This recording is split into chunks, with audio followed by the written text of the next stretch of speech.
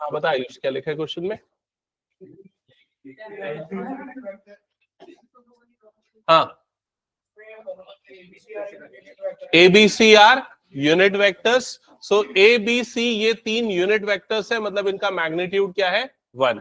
It means magnitude of vector A, magnitude of vector B और magnitude of vector C, तीनों के magnitude आपको given है, वो कितने हैं? 1। क्या यहां तक क्लियर है सबको? अब क्या लिखा हुआ है? Such that vector A plus vector B plus vector C is equals to null vector. मतलब इन तीनों वेक्टर का सम आपको क्या मिल रहा है? नल वेक्टर या फिर जीरो वेक्टर। और आपको किसकी वैल्यू फाइंड आउट करनी है? A dot B, B dot C, C dot A। आपको इसकी वैल्यू फाइंड आउट करनी है।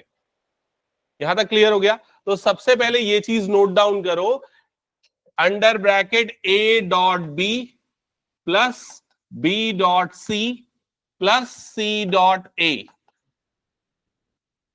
और इसमें लिखो whole square that is equals to. अगर यहां पर होल स्क्वायर आ रहा है तो जब हम इसका एक्सपांशन करेंगे तो क्या मिलेगा हमें यहां पर? या एक काम करते हैं, ये पूरे का होल स्क्वायर नहीं, A plus B plus C का होल स्क्वायर लेते हैं, वो ज्यादा बेटर होगा। ये लिखो vector A plus vector B plus vector C whole square, इसका एक्सपांशन करो। A plus B plus C whole square में एक्सपांड करके बताओ टर्म्स क्या आएंगी?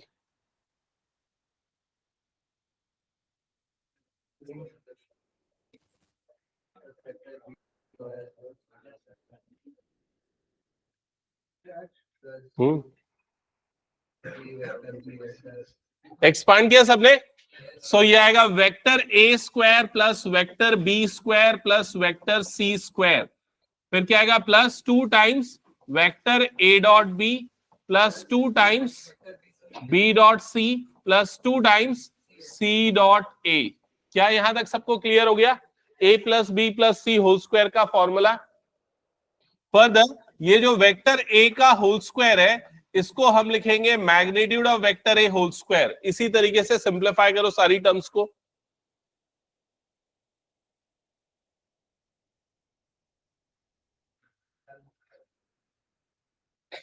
सिंप्लीफाई करो सभी को और कैलकुलेट करके बताओ क्या आ रही है जो वैल्यू आपको फाइंड आउट करनी थी वो।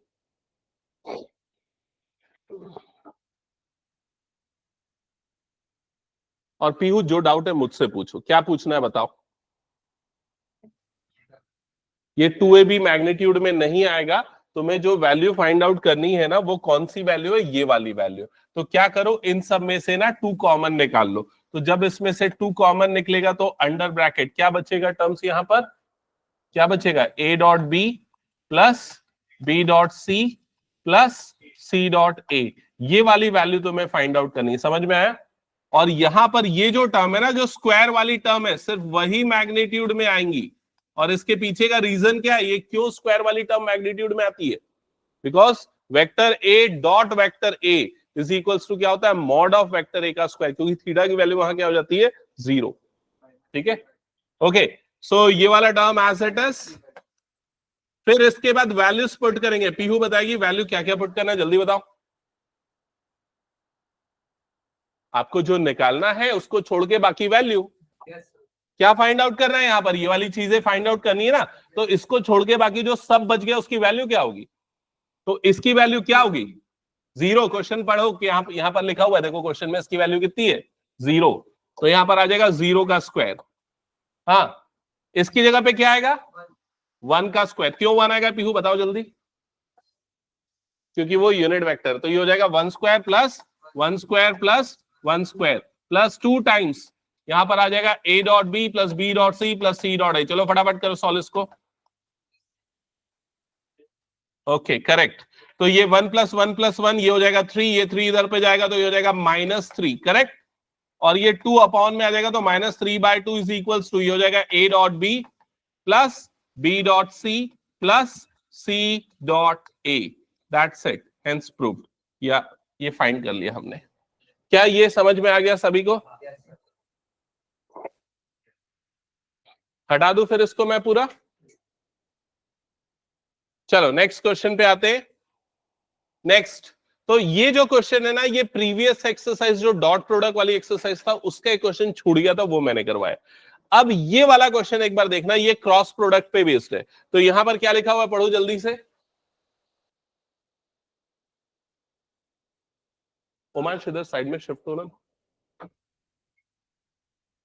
या वाली बेंच खाली है ना, उधर पे बैठ जाना। ये ले क्वेश्चन पेपर आंसर शीट।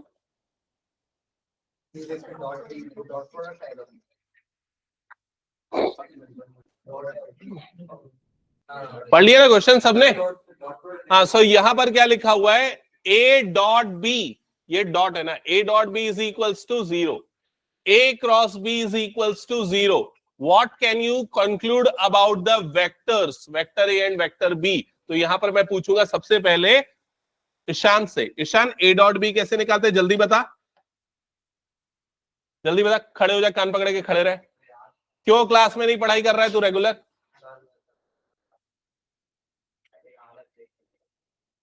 हाँ, कौन बताएगा? खुशबू बताओ, ए डॉट बी कैसे निकालते हैं? Magnitude of A, magnitude of B, गलत, कॉस थीटा। याद रखो सारे बच्चे, ये A cross B, A cross B कैसे कैलकुलेट करते Vaibhav? Magnitude of A, magnitude of B, sine theta, that's it, into N cap. क्या यहां तक सबको क्लियर है? सो अकॉर्डिंग टू क्वेश्चन, इन दोनों का डॉट प्रोडक्ट कितना आ रहा है, 0, और इन दोनों का क्रॉस प्रोडक्ट भी क्या आ रहा है, 0। क्या यहां तक क्लियर हो गया सबको? अब इधर पे ध्यान देना, ये तीनों को मल्टीप्लाई करने पे अगर 0 आ रहा है, मतलब या तो ये 0 होगा, या तो ये होगा, या तो ये होगा, कॉस थीटा। ठीक है, बट क्या कॉस थीटा 0 नहीं हो सकता? क्योंकि कॉस थीटा कब 0 होता है, जब थीटा कितना होता है, 90, और थीटा 90 रखने पे ये तो 0 नहीं आएगा। तो इसका मतलब थीटा की वैल्यू ना तो 90 और ना ही 0 डिग्री है। समझ गए नहीं?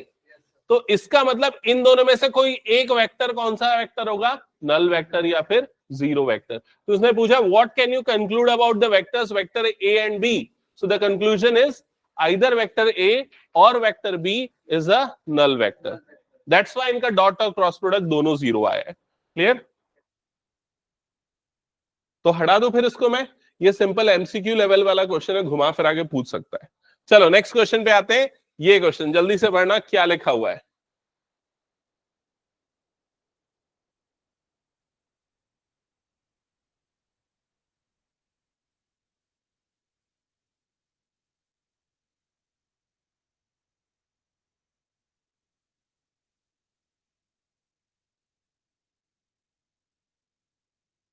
तो यहां पर vector A, vector B, vector C, ये तीनों वेक्टर्स के कंपोनेंट्स आपको गिवन है, और आपको शो करना है या फिर प्रूफ करना है ये वाला एक्सप्रेशन। ठीक है, तो इस एक्सप्रेशन को प्रूफ करने के लिए सबसे पहला काम आप करोगे, एलएचएस लेफ्ट हैंड साइड यहां पर लोगे। लेफ्ट हैंड साइड में क्या लिखा हुआ है, ए क्रॉस बी प्लस सी, ये लिखा हुआ है। तो यहां पर वेक्टर ए के प्लेस पे क्या आएगा, वेक्टर ए के कंपोनेंट। तो क्या है कंपोनेंट वेक्टर ए के, देख के बताओ। A1 आई कैप प्लस A2 जे कैप प्लस A3 के कैप, ये हो गया वेक्टर ए। फिर उसके बाद क्रॉस, और यहां पर B प्लस सी, तो मैं इसे डायरेक्ट लिखूंगा B और C वाले वेक्टर्स को ऐड करके। तो कैसे ऐड होंगे B और C वाले वेक्टर, ये वाली टर्म ऐड होगी इस वाली टर्म के साथ। क्या होगा, दोनों का एडिशन, B1 प्लस C1 आई कैप। तो यहां पर छोटे वाले ब्रैकेट में लिख दो B1 प्लस C1, और यहां पर आ जाएगा आई कैप प्लस, सिमिलर वे में नेक्स्ट टर्म लिखो, करेक्ट। तो लिखते जाओ ये जल्दी से।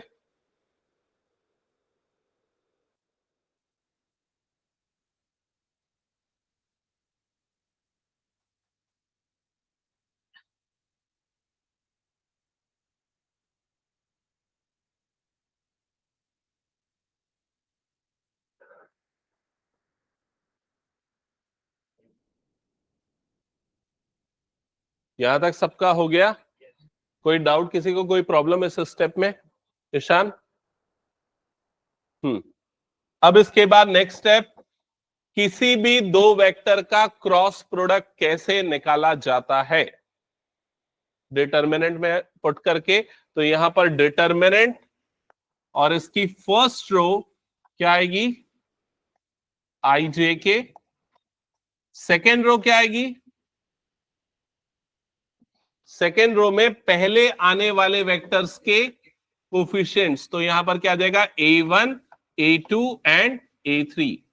थर्ड रो में क्या आ जाएगा B1 प्लस C1, फिर आ जाएगा B2 प्लस C2, फिर आ जाएगा B3 प्लस C3। चेक करो ये सबको क्लियर हो गया? ओके, अब इसका डिटर्मिनेंट एक्सपांड कर लोगे?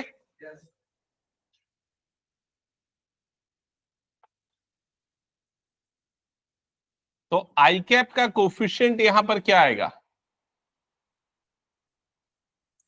ये दोनों टर्म माइनस ये दोनों टर्म, तो यहां पर आ जाएगा A2 into B3 plus C3 minus A3 into B2 plus C2। Check करो ये सबको समझ में आ गया? आई कैप का कोफिशिएंट। सिमिलर वे में नेक्स्ट अब किसका कोफिशिएंट निकलेगा, माइनस जे कैप।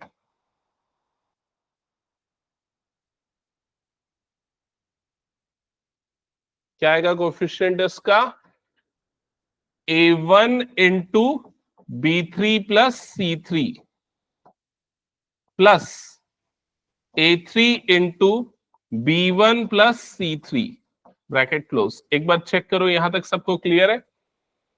आई और जे वाले टर्म आ गए।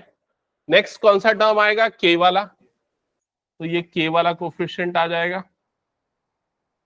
तो के वाला कोफिशिएंट आ जाएगा A1 B2 plus C2 plus A2, इधर पे आ जाएगा B1 plus C1 bracket close. यहां तक हो गया सबका? अब इसको आप चाहो तो यहीं पर छोड़ सकते हो, कोई दिक्कत नहीं, ठीक है। बट अब आपको कौन सा पार्ट सॉल्व करना पड़ेगा, आरएचएस। आरएचएस में सबसे पहले आरएचएस निकालने के लिए पहले आप ये वाली टर्म निकालोगे, फिर ये वाली टर्म निकालोगे, एंड देन दोनों को क्या करोगे, ऐड करोगे, और ऐड करने के बाद फाइनली आपके पास ये एक्सप्रेशन आनी चाहिए।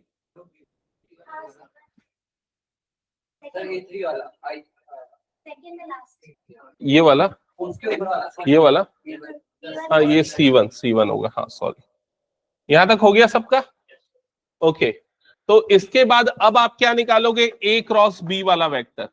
तो ये बताओ A क्रॉस B वाला वेक्टर कैसे निकलेगा, ये आ जाएगा IJK और A1 A2 A3 B1 B2 B3। Solve करो, सिंप्लीफाई करो, बताओ क्या आएगा,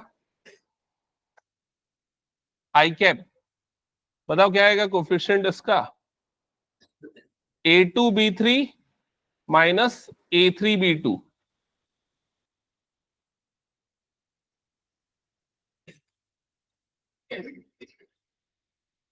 समझ में आ रहा है ना ये? हाँ हाँ, फिर वैसे ही माइनस जे, फिर प्लस के, ये वाला आएगा ना, माइनस जे वाला टर्म, फिर उसके बाद प्लस के वाला टर्म।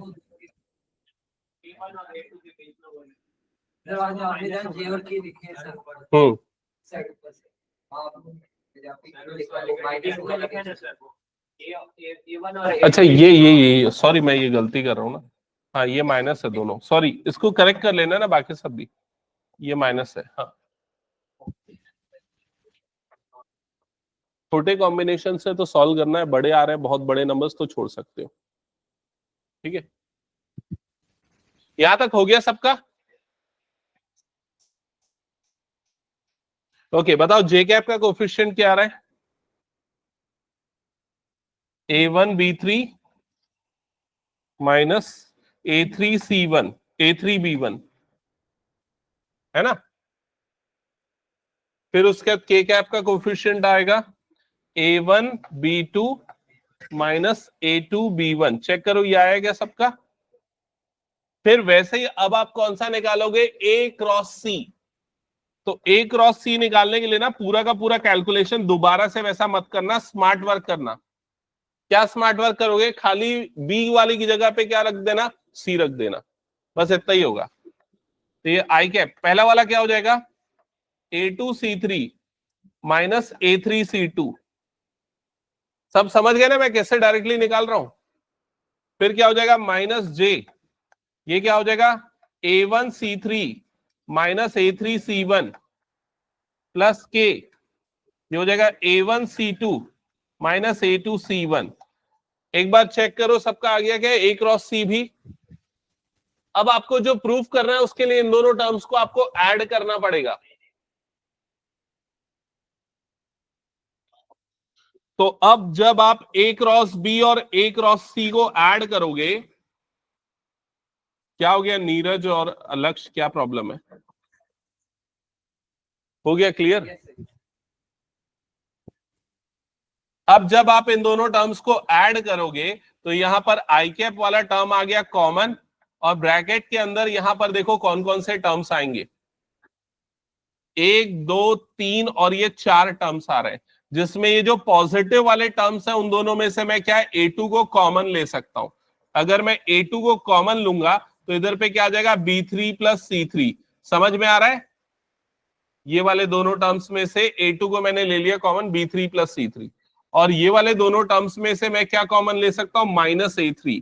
तो यहां पर क्या बच जाएगा, B2 प्लस C2। चेक करो ये आया क्या?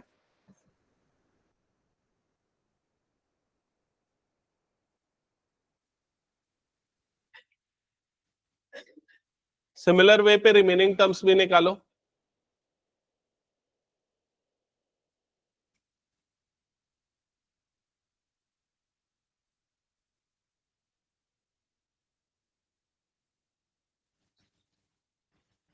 क्या प्रॉब्लम है नीरज?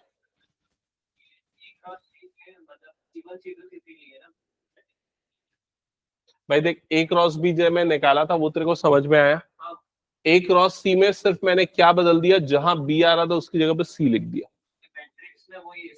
हाँ हाँ हाँ, ये वाले मैट्रिक्स में थर्ड रो चेंज हो जा रही है, C1 C2 C3 हो जा रही है, बाकी पूरा सेम है। और किसी को कुछ कंफ्यूजन है क्या इसमें?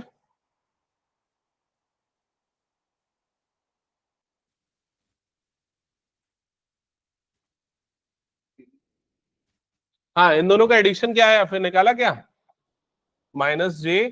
ये दोनों टर्म्स में से कॉमन निकल जाएगा A1, और यहां पर क्या बच जाएगा B3 प्लस C3, और -A3 correct, B1 plus C1 plus K cap,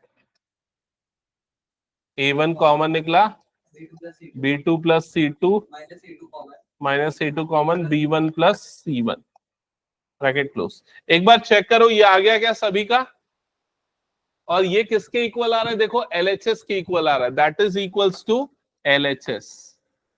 और ये आपका क्या था, RHS। तो RHS और LHS दोनों क्या हो गए, इक्वल।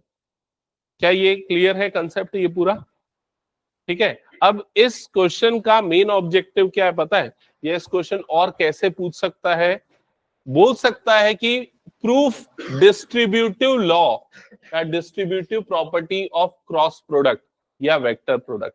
तो एक्चुअली आप ये जो देख रहे हो ये एक प्रॉपर्टी है क्रॉस प्रोडक्ट की, डिस्ट्रीब्यूटिव प्रॉपर्टी, कि A cross B plus C को हम डिस्ट्रीब्यूट कर सकते हैं।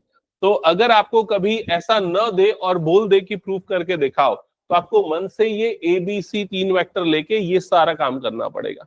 समझ गए? हटा दो फिर इसको मैं। चलो नेक्स्ट क्वेश्चन पे मूव करते हैं। क्या लिखा हुआ है नेक्स्ट क्वेश्चन पढ़ो एक बार। इस क्वेश्चन में सॉल्व करने के लिए कुछ ज्यादा नहीं है, सिर्फ समझने के लिए है।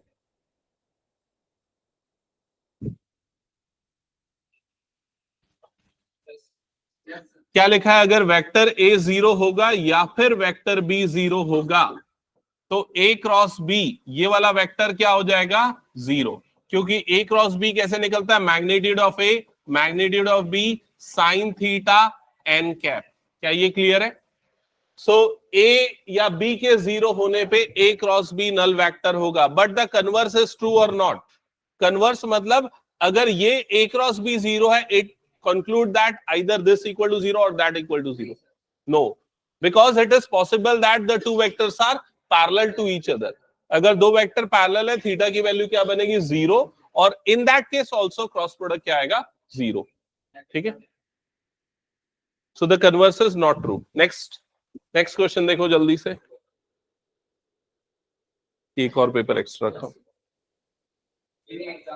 जस्टिफाई और आंसर्स में कैसे जस्टिफाई करोगे? ये लिखोगे A cross B can be zero, can also be zero when theta is equals to 0 degree. That means when vector A is parallel to vector B, जब ये दोनों वेक्टर पैरेलल है तब भी ये क्या होगा, 0 होगा। हटा दो फिर इसको मैं। चलो नेक्स्ट क्वेश्चन पे आते, क्वेश्चन नंबर 9। तो एरिया ऑफ ट्राइंगल निकालने का फॉर्मूला हमने लास्ट क्लास में पढ़ा था, ठीक है। तो सबसे पहले ना हम यहां पर एक ट्राइंगल रफ में स्केच कर लेते। पहले एक ट्राइंगल और उसके वर्टेक्स मार्क कर लो ए बी सी, ठीक है। वर्टेक्स ए के कोऑर्डिनेट्स क्या है बताओ? 1,1,2। वर्टेक्स बी के कोऑर्डिनेट 2, 3, 5 और सी के कोऑर्डिनेट 1, 5, 5। यहां तक क्लियर सबको? अभी ये जो तीनों वर्टेक्स हैं ये उस ट्राइंगल के वर्टेक्स है। अब मुझे ट्राइंगल की साइड वाले वेक्टर निकाल के बताओ। मतलब आप वेक्टर ए बी निकालो, वेक्टर बी सी निकालो, नहीं दो वेक्टर निकालो एडजेसेंट वेक्टर, एक बी ए और दूसरा बी सी निकालो। बी ए वाला वेक्टर कौन सा है समझ रहे हो ना? बी ए वाला वेक्टर ये है, ये बी ए वाला वेक्टर। बी सी वाला वेक्टर ये है। तो वेक्टर बी ए ये निकालना कितने बच्चों को नहीं आता? सबको आता है? पूछ लूं? चलो ठीक है, लिख लो फिर मुझे बताना।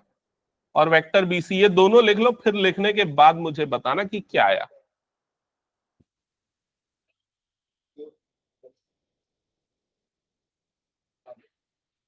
लक्ष्य अपना क्वेश्चन सॉल्व करना।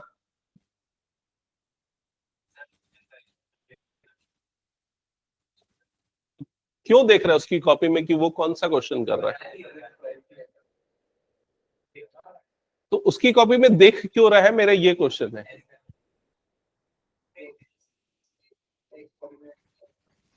हाँ तो वेक्टर बी ए निकल गया। हाँ चल आयुष बता क्या है वेक्टर बी ए। किशान बता क्या है वेक्टर बी ए। क्या यार कितना टाइम लगा रहे हो? आता तो है ना पक्का? हाँ बताओ।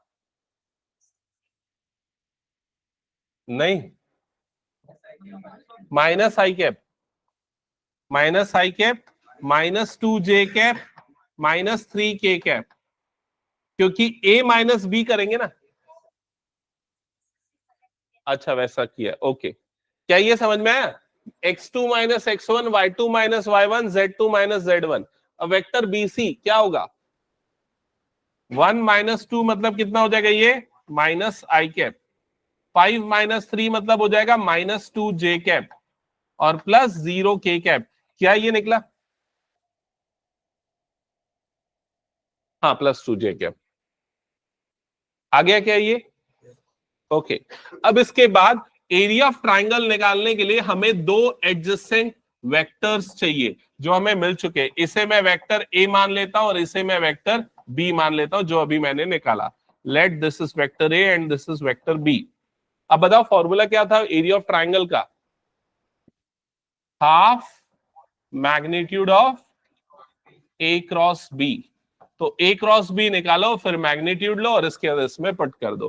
तो ए क्रॉस बी निकालना आता है ना सबको? फर्स्ट रो आई जे के, सेकेंड रो में ए के कोफिशिएंट्स आएंगे, वो आ जाएगा -1, -2 एंड -3। थर्ड रो में आ जाएगा -1, 2 एंड 0। सॉल्व करो डिटर्मिनेंट को and then find the vector A cross B.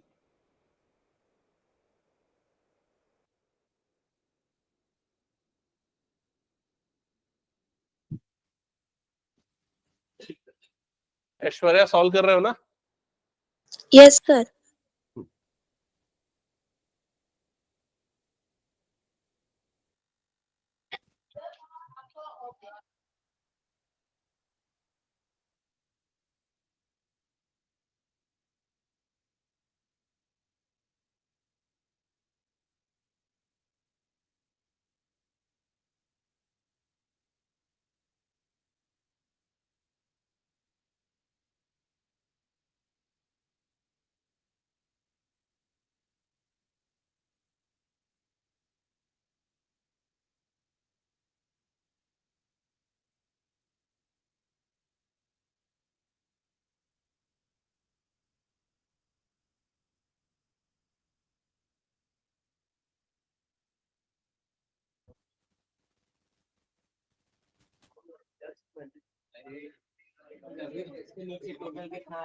हाँ वो तरीका मैंने बताया था ना।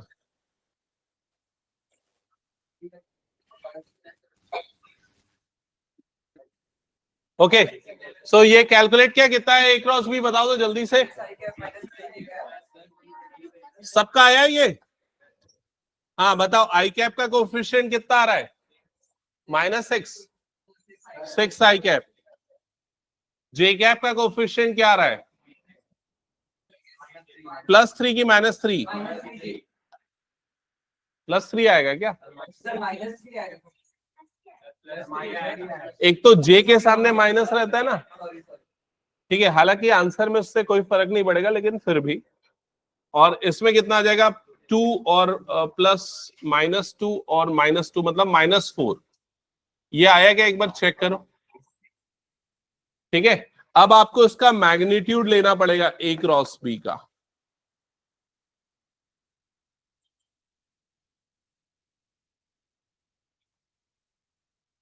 क्या आएगा? कैलकुलेट करो magnitude of A cross B.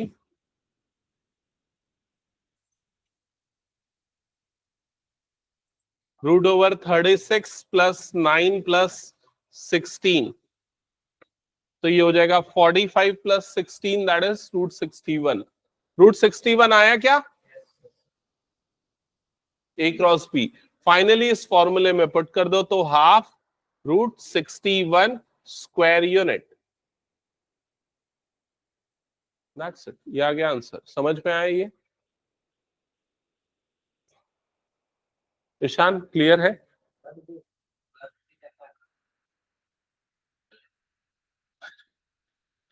-j under bracket in दोनों का मल्टीप्लीकेशन जो कि होता है 0, माइनस इन दोनों का मल्टीप्लीकेशन जो कि हो जाएगा -3 +3। समझ में आया? क्योंकि -1 -3 +3 हो जाएगा, तो ये -3 माइनस माइनस ये। ठीक है।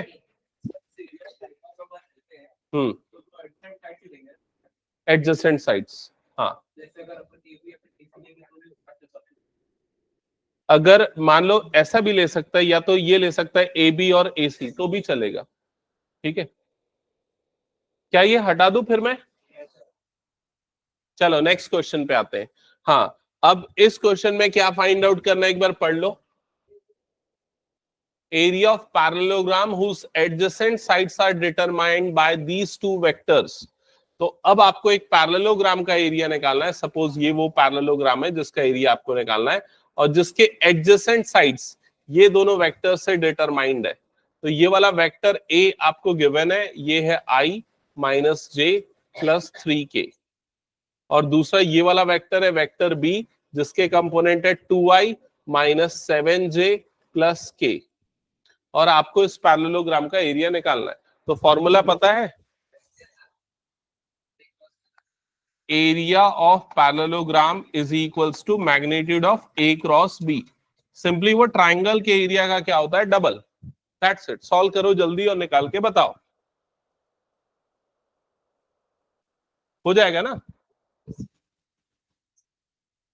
8। ओके, एक बार वेरीफाई कर लेना और फिर आगे बढ़ना। क्या कर रहा है?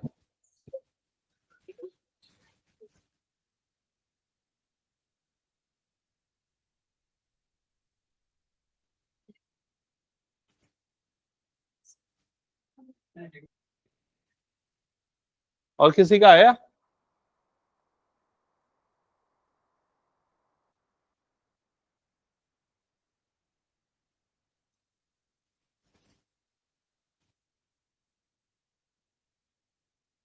नीरज जल्दी कर सॉल्व, बहुत स्लो कर रहा है। इससे स्पीड से करेगा तो छूटेगा फिर एग्जाम में।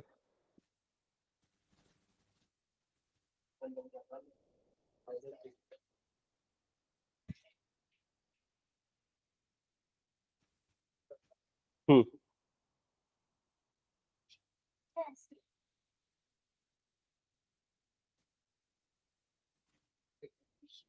फिर तीनों इक्वेशंस को ऐड कर दिया ना। हाँ ये भी चलेगा। ठीक है, मैं जो बताया स्कूल में वैसे बताए हैं। ठीक है, दोनों चलेगा। उसमें थोड़ा कम स्टेप में हो गया मेरे ख्याल से।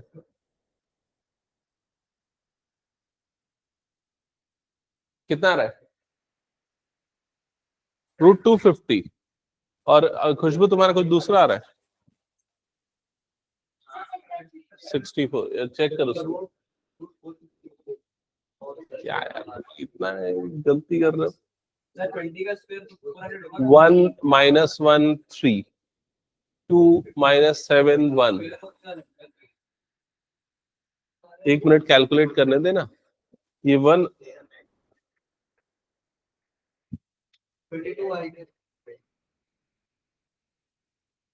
एक मिनट, वेक्टर क्यों निकाल रहा है भाई? वेक्टर तो डायरेक्टली गिवन। अच्छा, क्रॉस प्रोडक्ट वाला वेक्टर, ये 1 है ना? -1 + 21, 20 -j, फिर इधर पे 1 -6 -5 +5, फिर k -7 और +2 मतलब -5, 25 25। एक से तुम्हारा आंसर चेक किया खुशबू? सही आया है पिछले वाले का? 8 नहीं है ना? 8 ही लिखा है। दिखाओ एक बार नोटबुक।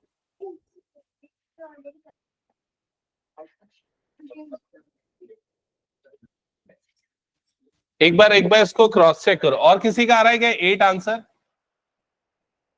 A × B जब कैलकुलेट करोगे तो ये आ जाएगा IJK।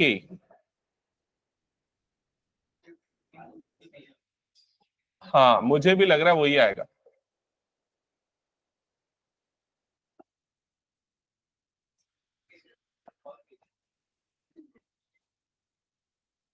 ये -1 + 21।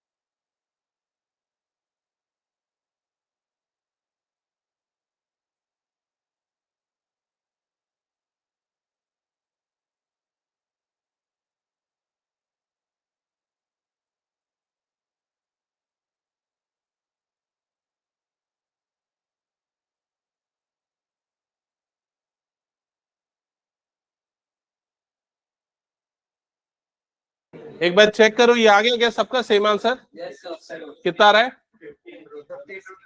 15√2। ओके ठीक है, चलो नेक्स्ट क्वेश्चन पे मूव करते हैं। नेक्स्ट क्वेश्चन देख लो इधर। नेक्स्ट क्वेश्चन में लिखा है let vectors A and vector B are such that, vector A की वैल्यू गिवन है, वेक्टर बी की वैल्यू गिवन है, A cross B is a unit vector. यहां पर लिखा है ए क्रॉस बी एक यूनिट वेक्टर है, then the angles between vector A and vector B is, तो वेक्टर ए और वेक्टर बी के बीच का एंगल निकालना है। तो यहां पर कौन सा फॉर्मूला यूज करोगे? A cross B. A cross B क्या होता है? Magnitude of A magnitude of B sine theta N cap, और जब इसका मॉड ले लेते हैं ना तो यहां पर मॉड आ जाएगा, और यहां पर ये एन कैप का मॉड लेने के कारण वो कितना हो जाता है? 1, इसलिए वो हट जाएगा। और अगर ए क्रॉस बी यूनिट वेक्टर है मतलब उसका मैग्नीट्यूड हमें क्या मिलेगा? 1। और मैग्नीट्यूड ऑफ वेक्टर ए की जो वैल्यू है वो आपको कितनी गिवन है? 3। मैग्नीट्यूड ऑफ वेक्टर बी की वैल्यू कितनी गिवन है? √2/3, और यहां पर आ गया साइन थीटा। तो ये दोनों टर्म्स कैंसल आउट हो जाएंगी। 1/√2 is equals to sine theta. 1/√2 कब आता है? 45 डिग्री पे, तो यहाँ साइन π/4 इज इक्वल्स टू क्या आ जाएगा? साइन थीटा, और थीटा की वैल्यू आपकी आ जाएगी π/4। चेक कर लो एक बार, हटा दो फिर इसको मैं। चलो नेक्स्ट क्वेश्चन स्टार्ट करते हैं। ये वाला क्वेश्चन बनाया क्या? area of rectangle having vertices A, B, C and D with position vector this। तो यहां पर आपको एक रेक्टेंगल गिवन है और उसके वर्टाइसेस के पोजीशन वेक्टर गिवन है। जैसे ये वर्टेक्स ए है, ये वर्टेक्स बी है, ये वर्टेक्स सी है और ये वर्टेक्स डी है। तो ये जो पहला वाला वेक्टर आपको गिवन है ये वर्टेक्स ए का पोजीशन वेक्टर है, मतलब ये एक्चुअली क्या वेक्टर ओ ए। जो सेकेंड वाला वेक्टर है वो बी का पोजीशन वेक्टर है, मतलब ये क्या है? O B. सिमिलर वे में ये वाला कौन सा पोजीशन वेक्टर है? सी का, मतलब वेक्टर ओ सी। और ये डी का पोजीशन वेक्टर है, मतलब ये हो गया वेक्टर ओ डी। क्या यहां तक सबको क्लियर हो गया? अब आप दो वेक्टर निकालो, एक तो वेक्टर ए बी निकालो और दूसरा वेक्टर ए डी निकालो। और ये कैसे निकालते हैं सबको पता है ना? चलो जल्दी से ये दो वेक्टर निकालो।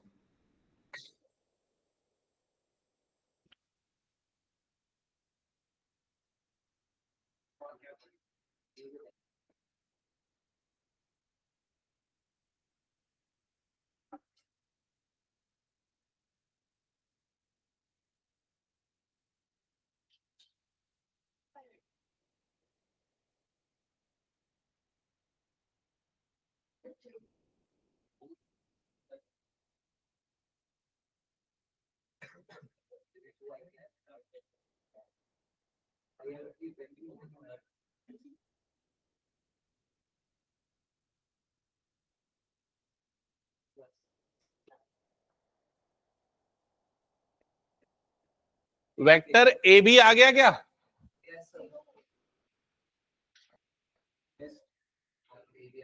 वेक्टर ए बी कितना आ रहा है एक बार देख के बताओ। 2i कैप प्लस जे 0 जे कैप प्लस 0 के कैप। और vector A D 0i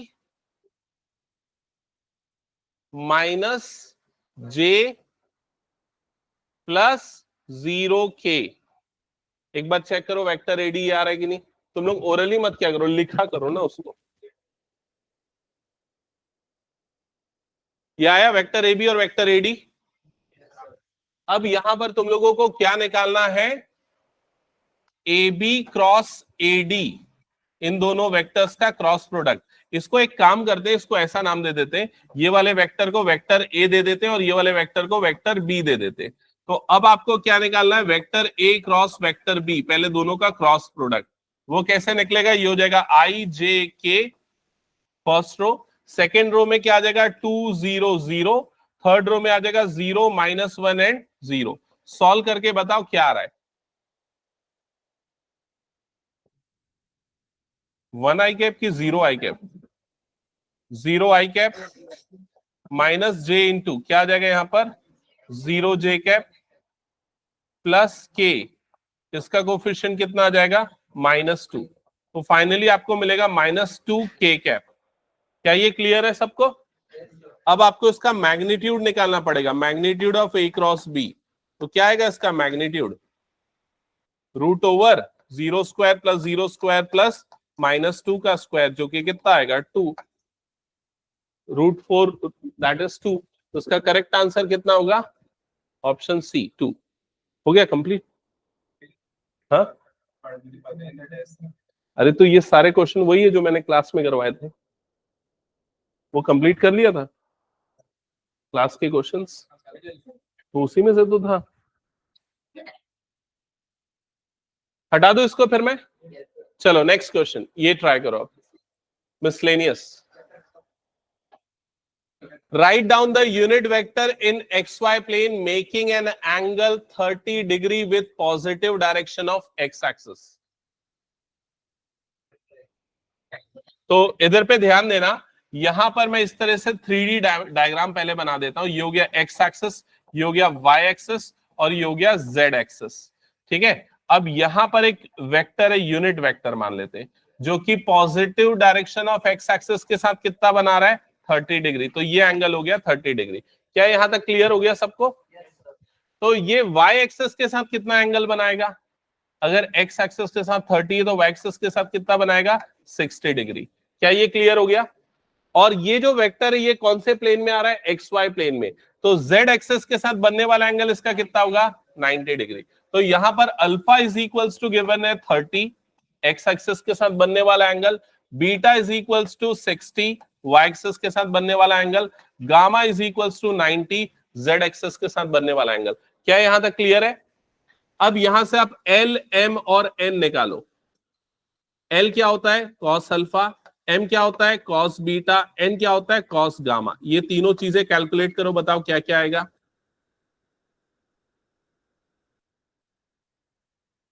cos alpha कितना आ रहा है?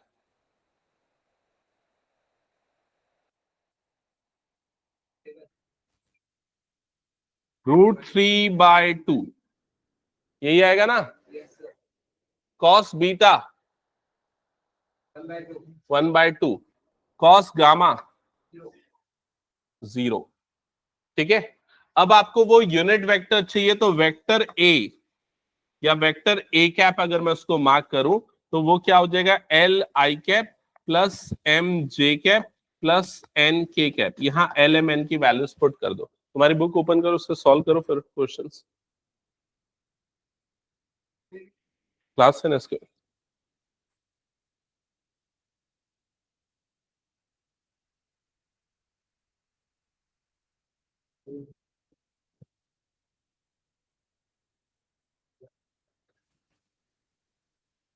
कितना रहा है ए कैप का वैल्यू? √3/2 आई कैप प्लस 1/2 जे कैप प्लस 0 के कैप। क्या ये आ गया सभी का? एक बार चेक कर लो। हटा दो फिर इसको मैं।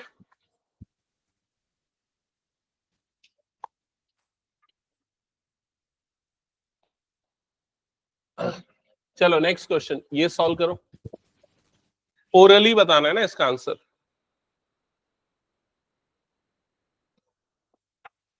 Scalar component and magnitude of vector joining the points P and Q। Scalar component, तो स्केलर कंपोनेंट कैसे निकलते हैं? नहीं, जो वेक्टर PQ होगा, तो वेक्टर PQ के जो वेक्टर कंपोनेंट है वो कैसे निकलेंगे? Q minus P।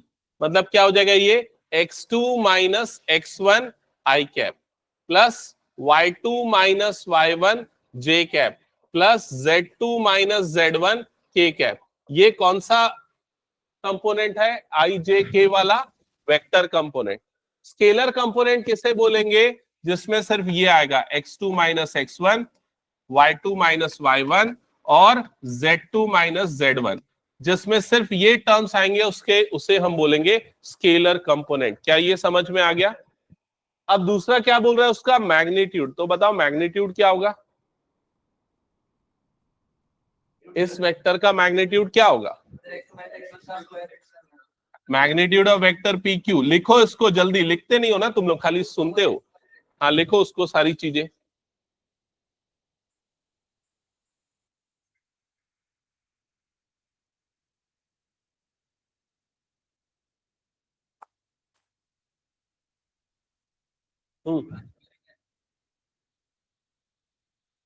क्या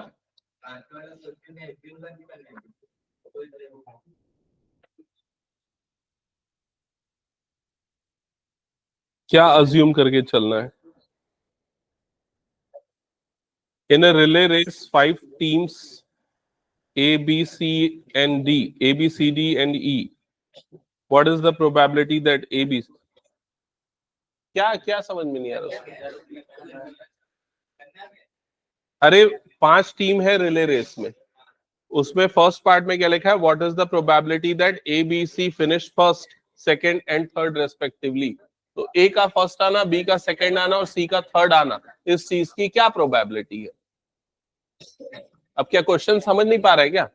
5 लोग दौड़ रहे हैं जिसमें ए का फर्स्ट, बी का सेकंड और सी का थर्ड आने की प्रोबेबिलिटी बतानी है।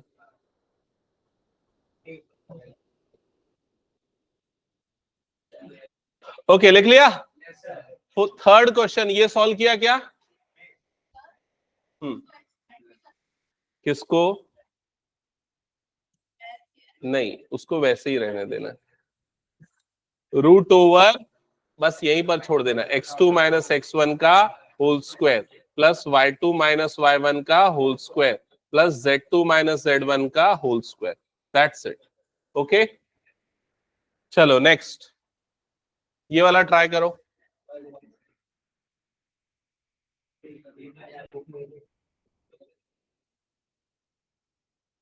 A girl walks 4 kilometers towards west. Then she walks 3 kilometers in the direction 30 degree east of north and stops. हाँ लक्ष्य, खड़े हो जाओ, कान पकड़ के खड़े रहे। चलो जल्दी जल्दी, वो सब मैं नहीं जानता, खड़े रहो। तुम लोग सॉल्व करो ये क्वेश्चन, खड़े हो जाओ, कान पकड़ो। और किसी को खड़े रहना है? सॉल्व करो चुपचाप। पीछे आके देखा क्या होगा, हमेशा तेरे ही रहता है।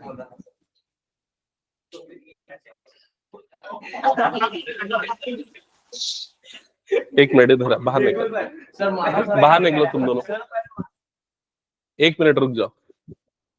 तुम लोग सॉल्व करो तो इसको।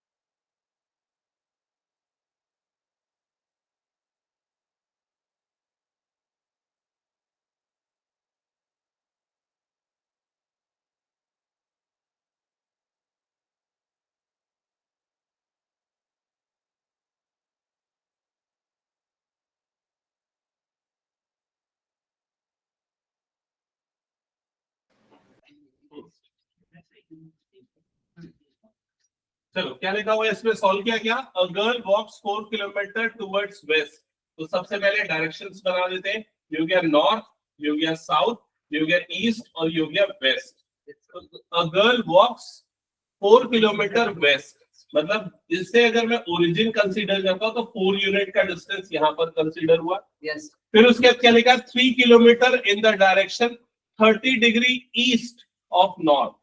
तो ईस्ट ऑफ नॉर्थ, तो ईस्ट ऑफ नॉर्थ क्या हो जाएगा? ईस्ट ऑफ नॉर्थ मतलब यहां से वो कितना बना रहा है? 30 डिग्री। तो यहां से उसने 30 डिग्री बनाया। क्या ये क्लियर हो गया? और कितना डिस्टेंस कवर किया? 3 किलोमीटर का डिस्टेंस कवर किया। Determine the girl's displacement from the initial point. तो इनिशियल पॉइंट से उसका डिस्प्लेसमेंट कितना है आपको ये बता। किसी ने कैलकुलेट किया क्या ये? Displacement is the shortest distance triangle that अच्छा 30 डिग्री ईस्ट ऑफ नॉर्थ ना, मतलब ये वाला एंगल 30 डिग्री ना, सॉरी ये वाला angle 30 degree, this angle is 30 degree. Okay, so सबसे पहले ना हम यहाँ पर इसको वेक्टर से बनाते हैं। इस पॉइंट को O लेता हूँ, इस पॉइंट को A लेता हूँ और इस पॉइंट को क्या कंसीडर करता हूँ B। अब आप सबसे पहले ये निकालो वेक्टर OA। तो वेक्टर OA का कंपोनेंट क्या होगा? ये 2 डायमेंशनल में है ना, तो वेक्टर OA मतलब यहां से इस डायरेक्शन में जा रहा है, तो क्या हो जाएगा इसका -4i कैप, ये हो जाएगा -4i कैप। ठीक है, अब वेक्टर AB निकालना है, तो वेक्टर AB देखो कैसे निकलेगा। वेक्टर AB के लिए ना आप ये x एक्सिस और y एक्सिस के साथ बनने वाला एंगल इसका कैलकुलेट कर लो। तो ये वाला एंगल y एक्सिस के साथ बनने वाला एंगल इसका कितना है? 30। x एक्सिस के साथ बनने वाला एंगल कितना हो जाएगा? 60। तो अल्फा इज इक्वल्स टू हो गया 60 degree, beta is equals to कितना हो गया? 30 डिग्री। तो ये जो वेक्टर है उसके कंपोनेंट L और M की वैल्यू कितनी आएगी? L इज इक्वल्स टू कितना हो जाएगा? cos 60 और M इज इक्वल्स टू कितना हो जाएगा? cos 30। तो cos 60 की वैल्यू कितनी होती है? 1/2 और cos 30 की वैल्यू कितनी होती है? √3/2। क्या ये क्लियर हो गया? तो यहां पर ये आ जाएगा 1/2 i cap plus √3/2 j cap, और इसमें मल्टीप्लाई होगा। ये यूनिट वेक्टर है लेकिन इसमें मैग्नीट्यूड आपको कितना लेना है? तो कितना डिस्प्लेसमेंट है उस डायरेक्शन में? 3 यूनिट्स का, तो यहाँ पर मैग्नीट्यूड कितना आ जाएगा? 3 यूनिट। क्या ये क्लियर हो गया? तो ये हो गया वेक्टर AB। अब आपको क्या बोल रहे हैं यहाँ पर? Determine the girl's displacement in the from the initial point. तो इनिशियल पॉइंट से उसका डिस्प्लेसमेंट जो होगा वो कौन सा होगा? Vector OB। तो यहाँ पर triangular law of addition apply होगा। ये हो गया वेक्टर OA, ये हो गया वेक्टर AB, और आपको कौन सा वेक्टर निकालना? Vector OB। तो vector OB is equals to क्या हो जाएगा यहाँ पर? Vector OA plus vector AB। Calculate करो अब वेक्टर OB कितना आ रहा है, इन दोनों का एडिशन कर लो, कितना हो जाएगा? ये वाली 2 टर्म्स बस ऐड होंगी, तो -4i प्लस 3/2i और प्लस √3/2j कितना आ रहा है? कैलकुलेट करके बताओ। ये हो जाएगा -8 प्लस 3 मतलब -5/2 i cap plus √3/2 j cap. ये आ जाएगा वेक्टर OB के कंपोनेंट्स। ये आ गया क्या? एक बार चेक कर लो सभी। ठीक है, तो ये वेक्टर, ये हो गया ये वाला वेक्टर, वेक्टर AB। ये क्लियर सबको? नहीं, कौन सा वेक्टर निकाला हमने? Vector OB। अब उसका डिस्प्लेसमेंट निकालने के लिए अब उसका मैग्नीट्यूड कैलकुलेट कर लो, that will be your final answer. हो जाएगा ये? चलो नेक्स्ट क्वेश्चन ट्राई करो जिनका ये हो गया है।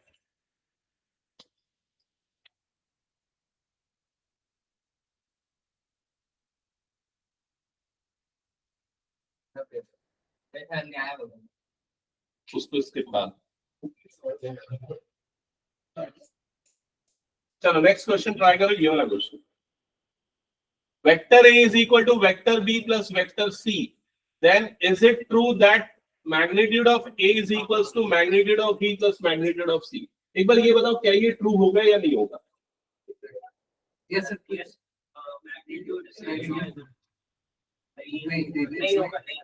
नहीं होगा। ये गलत है। Yes, sir. ये स्टेटमेंट जो है ये क्या हो जाएगा? फॉल्स होगा। देखो इसको ना खाली ट्रू फॉल्स के टर्म्स में देखो, इसका प्रूफ जो है ना ये काफी टाइम टेकिंग और कभी आएगा नहीं एग्जाम में। ठीक है, अगर इसका प्रूफ समझना है तो ये देखो वेक्टर A डायग्रामेटिकली देखो, मान लो ये हो गया वेक्टर A, ठीक है, और ये सपोज हम लेते हैं ये हो गया वेक्टर B। ठीक है, नहीं आप B और C ले लेते हो, उसको उसका एडिशन A के इक्वल करते हैं। इसको लेता हूं मैं वेक्टर B और ये वाले कंपोनेंट को लेता हूं वेक्टर C। तो इन दोनों का जो एडिशन बनेगा ये वाला क्या हो जाएगा? आपका वेक्टर A हो जाएगा। क्या ये क्लियर हो गया? Yes, sir. अब यहाँ पर जो आपको बोल रहा है कि magnitude of B plus magnitude of C किसके इक्वल होना चाहिए? मैग्नीट्यूड ऑफ A के। तो अगर मैग्नीट्यूड ऑफ B और मैग्नीट्यूड ऑफ C A के इक्वल होगा तो यहाँ पर ये ट्रायंगल ही फॉर्म नहीं करेगा। ये तभी पॉसिबल है जब ये तीनों वेक्टर्स क्या हो जाएंगे? कोलिनियर हो जाएंगे। मतलब वेक्टर B और वेक्टर C और वेक्टर A तीनों कोलिनियर वेक्टर होंगे, तभी ये वाली चीज क्या होगी? पॉसिबल होगी। हमने वो पढ़ा है ना, एक थ्योरम होता था 9th क्लास में ट्रायंगल्स में कि किसी भी दो साइड का जो सम होता है ट्राइंगल की, वो हमेशा तीसरी साइड से क्या होता है, ग्रेटर होता है। मतलब vector B plus vector C का जो मैग्नीट्यूड होगा वो हमेशा क्या होगा, ग्रेटर होगा किससे, मैग्नीट्यूड ऑफ वेक्टर ए से। ये थ्योरम हुआ करता था क्लास 9th में, ठीक है। तो ये लॉ के कारण ये वाला जो सम है वो इसके इक्वल नहीं होगा, ठीक है। उसको ट्रू फॉल्स के टर्म्स में ध्यान में रखना। नेक्स्ट क्वेश्चन, ये वाला चेक करो बनेगा कि नहीं। आपको यहाँ पर क्या गिवन है कि ये वाला वेक्टर क्या है, यूनिट वेक्टर। यूनिट वेक्टर किसको बोलते हैं, इसका मैग्नीट्यूड क्या होता है, 1। तो इसका मैग्नीट्यूड 1 के इक्वल करो और x की वैल्यू निकालो, सॉल्व करो उसको जल्दी तुम लोग।